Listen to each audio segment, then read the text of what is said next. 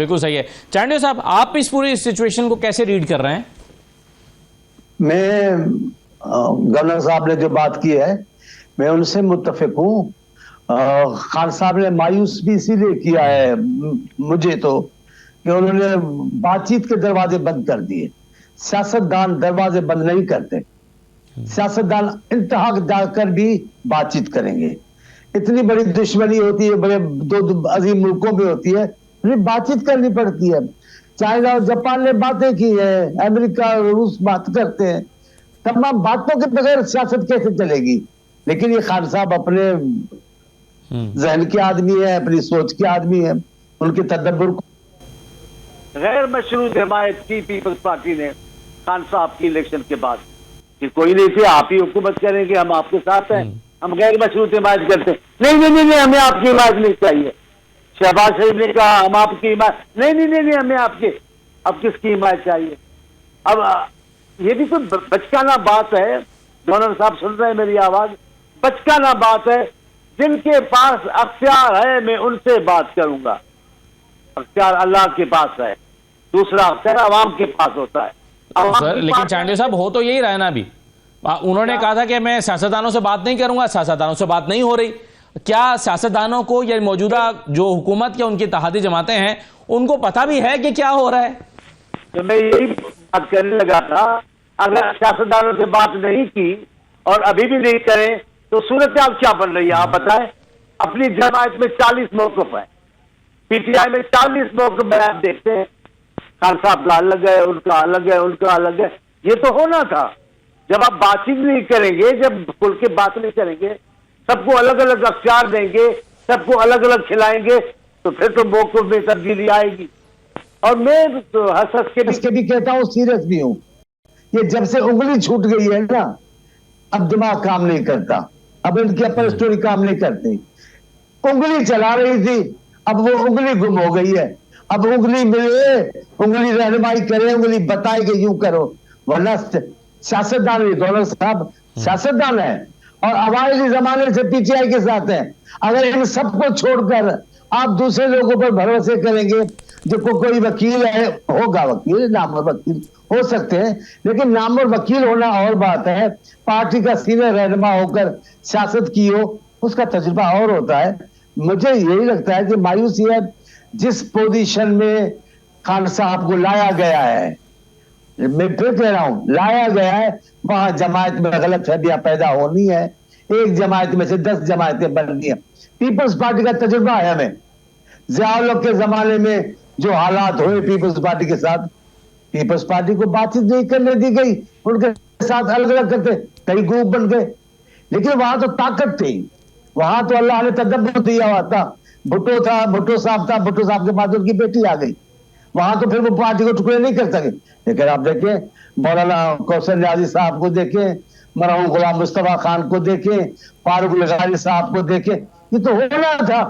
अब ये भी उस जगह पर पहुंच गए जहां से इनके दोस्तों में जो ग्रुप गए, वो पार्टी को 10 टुकड़े में तकसीम कर देगी। क्या होगा तो मुझे कहने की जरूरत नहीं। बिल्कुल सही है। मौलाना बख्श चांडियो साहब, आप पाकिस्तान की सियासत को किस तरफ जाता हुआ देख रहे हैं? क्योंकि एक कंफ्यूजन है, क्योस है, और कुछ ऐसी मुलाकातें, अब जैसे कि मैंने हुकूमती जो अहम तरीन शख्सियात हैं, वज़ीर-ए-आज़म साहब, नवाज शरीफ साहब, मरियम साहबा, इनका एक इकट्ठ लंदन में होने जा रहा है, उससे पहले बेलारूस जाएंगे।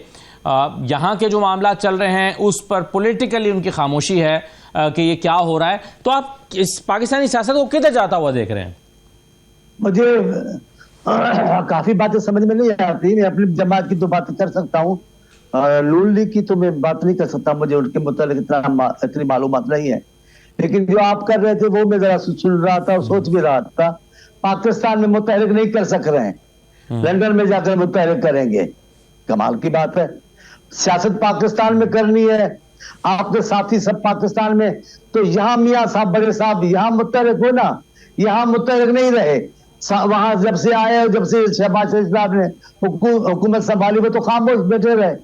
अब वहां जाकर क्या तब्दीली आएगी, कौन इनको मिलेगा, कौन सी यकीन दहानी होगी जिनके बाद ये मुतहरिक होगी, मुझे उसका कुछ इल्म नहीं है। लेकिन मैं समझता हूँ पाकिस्तान के हालात सियासी अभी अच्छे नहीं होंगे। क्योंकि इस मुल्क की बड़ी कुव्वत है खान साहब, तहरीक इंसाफ, वो लाताल्लुक है, उससे उंगली छूट गई है। अब उसका काम अकल काम कर नहीं रही जमायत की। मैं खान साहब को नहीं कह रहा हूँ, जमायत का कह रहा हूँ। उनका काम अकल काम कर नहीं रही है, बातचीत वो करना नहीं चाहते, सियासी लोगों से मिलना नहीं चाहते। एक ही जिद है जो अभी मेरे दोस्त ने भी की कि हम इनसे यूं नहीं करेंगे, वो उनकी भी रिट है, हम इनके मैंडेट को नहीं मानते। अब ये तो ना बनने की बात है ना। लेकिन मेरा अपना एक सियासी कारकुन का तजुर्बा और ताल्लुक मेरा और एक वास्ता, उसको भी कहता हूं, गैर मुल्की दुश्मन एक दूसरे से भी बातचीत करते हैं, ये पाकिस्तान के सियासतदान एक टेबल पे क्यों नहीं बैठेंगे? मैं इनसे मुतफिक हूं। पाकिस्तान में सियासी कदरों का बेड़ा गर्क करने में खान साहब का हाथ है, सियासी इक़्तिदार को खत्म करने में खान साहब का हाथ है। बिल्कुल सियासत का रुख ही तब्दील कर दिया, चेहरा ही तब्दील कर दिया। गाली थी नहीं सियासत में, इन्होंने गाली को आप बना दिया, ये मैं बातें मानता हूं। लेकिन तमाम गलतियों के बावजूद भी थोड़ी बहुत तो थी वैसे चांडियो साहब। ये पीपल्स पार्टी और नून लीग के दरमियान जो है वो कुछ ऐसे बयानात तो हमें याद हैं जो दोहराए भी नहीं जा सकते। कुछ ना कुछ तो था थोड़ा बहुत। आप दोहराना चाहे न चाहे, मुझे पता है क्या आप कहेंगे, क्या दोहराएंगे, मैं उन बातों को जानता हूं। मैं बातें ये कर रहा हूं कि इतनी शदीद बातों के बावजूद भी बात करनी पड़ी ना।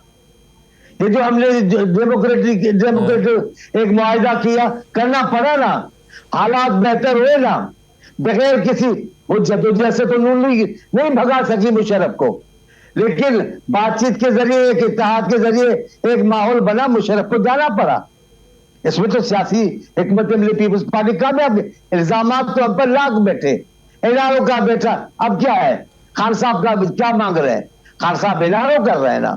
हर हाल में मुझसे बात करो, हर हाल में मुझे रिहा करो, ये तो नहीं होता है। आपको बातचीत करनी पड़ेगी। आप कहें मेरा जुमला सुन ले, मैं हामी हूं, खान साहब यूं कहें, खान साहब कहें अपने इख्तिलाफात पुराने खत्म, पाकिस्तान को आगे लेके जाना है, हम सियासी लोगों से बात करेंगे, सियासी लोग के बातचीत के जरिए रास्ता निकलेगा।